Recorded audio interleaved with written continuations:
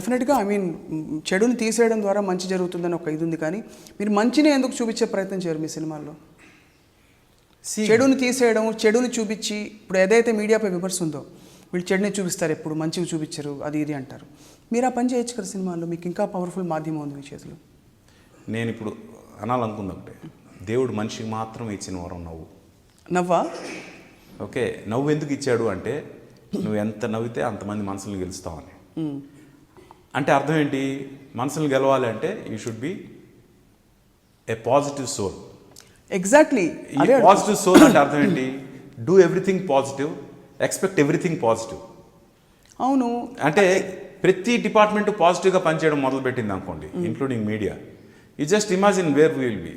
I'm telling you, 30 లక్షల కోట్లు ఏదైతే స్విస్ బ్యాంక్లో ఉందో ఈరోజు, all that your intentions are very clear sir, but I'm saying మీరు ఈ చెడుని చూపించడం కార్యక్రమం పక్కన పెట్టి పాజిటివ్స్ని ఫోకస్ చేస్తే, ఎంకరేజ్ అయ్యి కొంచెం మంచివాళ్ళు బాగా పనిచేస్తారు కదా. ఒక నిజాయితీ గల ఆఫీసర్ని చూపించి, లేకపోతే ఒక నిజాయితీ గల పోలీస్ ఆఫీసర్, దేశానికి త్యాగం చేసిన జర్నలిస్టులని ఒకప్పుడు క్యారెక్టర్స్ వచ్చేవి.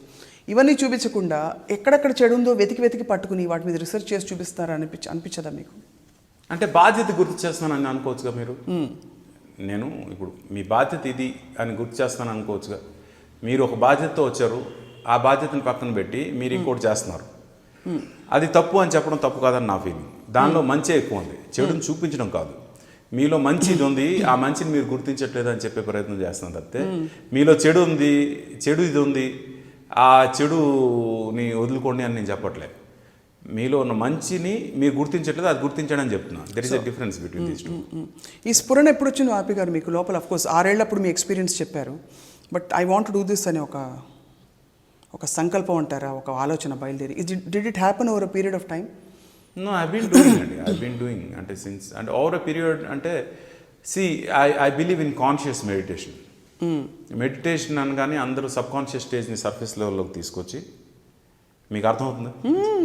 సబ్కాన్షియస్ స్టేజ్ని సర్ఫేస్ లెవెల్కి తీసుకొచ్చి సబ్కాన్షియస్ మైండ్ని కమాండ్ చేయడమే మెడిటేషన్ నాకు తెలిసిన సైన్స్లో. అది ఎందుకు చేయాలి అంటే సబ్కాన్షియస్ మైండ్లో మనం కాన్షియస్గా చేస్తున్న తప్పులని రికార్డ్ అయిపోతాయి.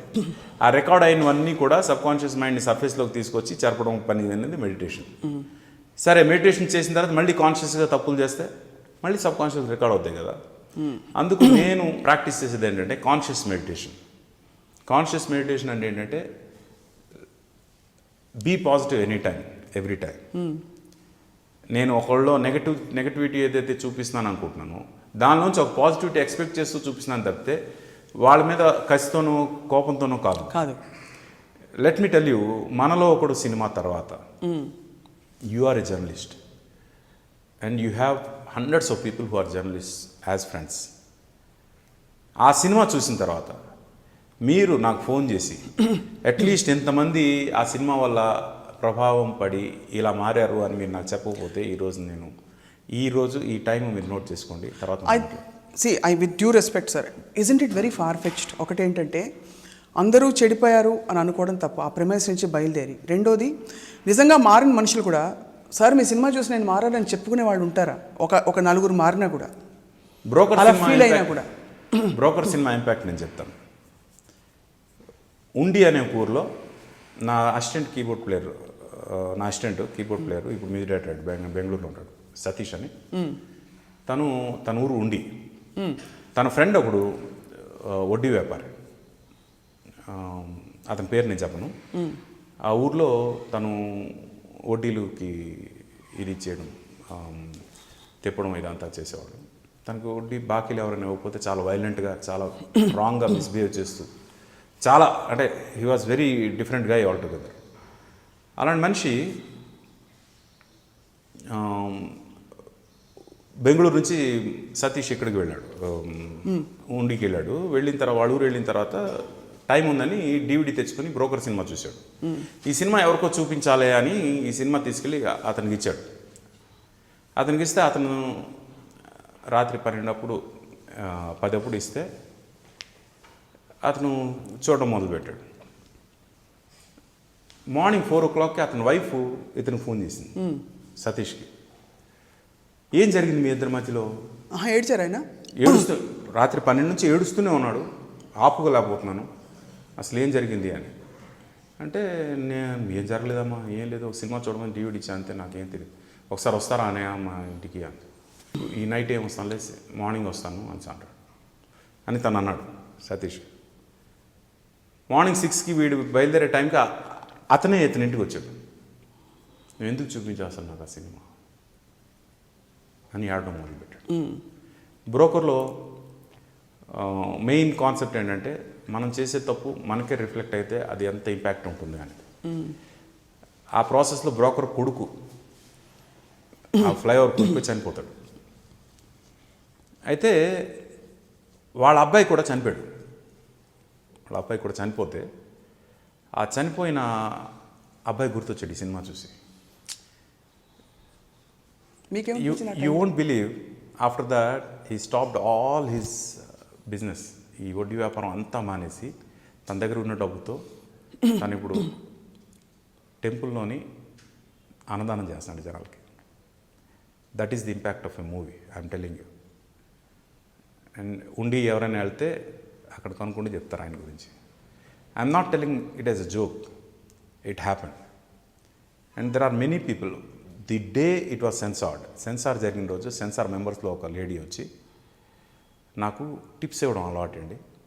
ఈ సినిమా చూసిన తర్వాత ఐ ప్రామిస్ మీ ముందు ఈరోజు నేను ప్రామిస్ చేసి చెప్తున్నా, hereafter I won't give tips అని చెప్పి వెళ్ళింది ఆవిడ. The amount of impact a movie can do is that. And there are many people who came to me saying, sir my life before broker, my life after broker are different.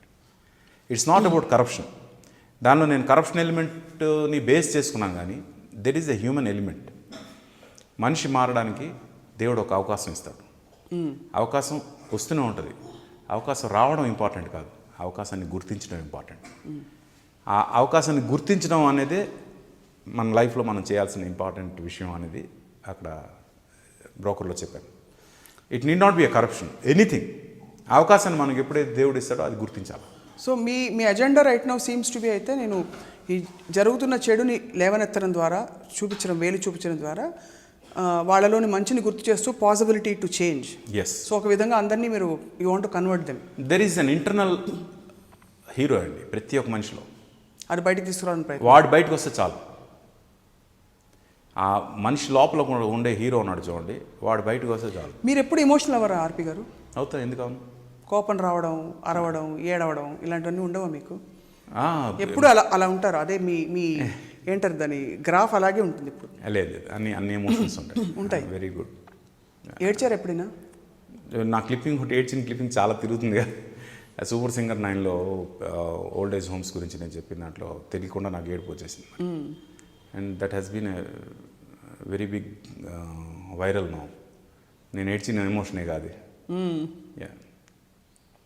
అలాగే నా song ఒకడు release ముందు టీవీలో వేసారని వాళ్ళ మీద అరిచాను, అది కోపమేగా.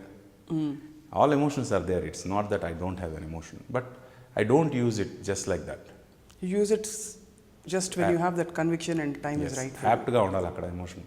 అంటే ఆ ఎమోషన్ ఆర్టిఫిషియల్గా రాకూడదు, అది జరగాలి. అక్కడ ఇన్సిడెంట్ జరిగితే ఆ ఎమోషన్ వస్తుంది. సో వీటన్నిటికీ మూల రహస్యం మీ తపస్సు అయినా మెడిటేషన్ అయినా? Yes, conscious meditation. కాన్షియస్గా తప్పు చేయొద్దు, ఎప్పుడు పాజిటివ్గా ఉన్నాం. దానికన్నా మించిన మెడిటేషన్ లేదు నా ఉద్దేశం. కానీ ఓకే, ఇది పెద్ద సబ్జెక్ట్ యాక్చువల్లీ, పాజిటివ్ అని నెగిటివ్ అని. Because negativity is a part of life.